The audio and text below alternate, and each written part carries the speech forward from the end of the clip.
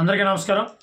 ఈరోజు దేశం మొత్తం మీద జరుగుతున్నటువంటి రాజకీయ విధానం చూస్తుంటే గతంలో జరిగిన రాజకీయ విధానం వేరు, ఇప్పుడు జరుగుతున్న రాజకీయ విధానం వేరు. గతంలో అయితే ప్రభుత్వం ఉన్న పార్టీ కానీ ప్రతిపక్షం ఉన్న పార్టీ కానీ ప్రజలకు మేము ఏం చేయాలి, ఏం చేసాం, ఇంకా ఏం చేస్తే బాగుంటుంది అనేటువంటి హామీలను గుప్పిస్తూ ఓట్లు ఆడడానికి వచ్చేవారు. కానీ ఇప్పుడున్నటువంటి అధికార పార్టీ ఏం చేస్తుందంటే మతాలను రెచ్చగొడుతూ అధికారంలో ఉన్నటువంటి పార్టీలు ఏవైతే ఉన్నాయో రాష్ట్ర పార్టీలు కానీ వాటిని భయపెడుతూ అరెస్టులు బూచి చూపిస్తూ అధికార పార్టీ యొక్క తప్పుల్ని ఎత్తి చూపేటువంటి వ్యక్తులను భయభ్రాంతులకు గురి చేస్తూ వాళ్ళ మీద ఐటీ దాడులు చేయడం కానీ పెద్ద పెద్ద కాంట్రాక్టులను కానీ పెద్ద పెద్ద బిజినెస్ మ్యాన్ కానీ ఐటీ దాడులు చేస్తూ తద్వారా వచ్చేటువంటి అమౌంట్ని తమ పార్టీకి ఎలక్టోరల్ బాండ్ ద్వారా అంటే అవినీతికి మరొక భాష్యం. గతంలో అయితే అవినీతి చేస్తే బొగ్గు కుంభకోణం కానీ 2G స్కామ్ కానీ లేకపోతే దాన కుంభకోణాలు కానీ డైరెక్ట్గా మంత్రులు కానీ ప్రభుత్వాల్లో ఉన్నటువంటి వ్యక్తులు కానీ అటువంటి అవినీతిని పాల్పడితే అది బయటపడిపోతుండే. కానీ ఇప్పుడు కొత్త అవినీతికి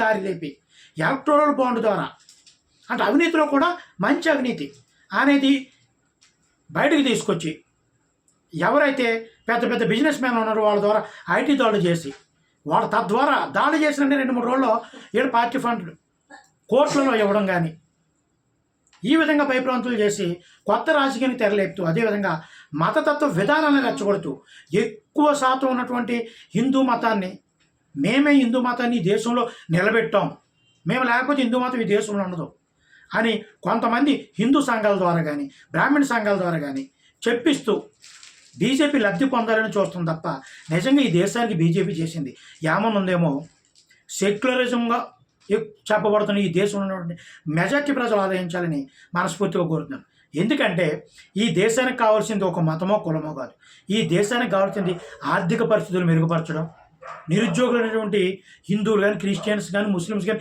ఎవరికైనా ఎక్కువ హిందువులు ఉన్నటువంటి ఈ దేశంలో ఎక్కువగా ఇబ్బందులు పడే వాళ్ళు కూడా హిందూ ప్రజలే, ఆకలితో అలంకరిస్తున్న వాళ్ళు కూడా హిందూ ప్రజలే. ఎందుకంటే ఎక్కువ వాళ్ళు ఉంటారు కాబట్టి ముస్లింలు ఉన్నా క్రిస్టియన్లు ఉన్నా వాళ్ళు తక్కువ శాతం ఉన్నా ఎక్కువగా ఇబ్బంది పడితే ఎవరు పడతారు? అటువంటి ప్రజలకి మనం ఎన్ని ఉద్యోగాలు ఇచ్చాం, ఆర్థికంగా ఈ దేశాన్ని ఎంత మంచి స్థాయిలో తీసుకెళ్ళాం, కొత్తగా ఈ దేశానికి అందించింది ఏంటి అనేది కాకుండా మతాన్ని పెంపుదల చేస్తాం.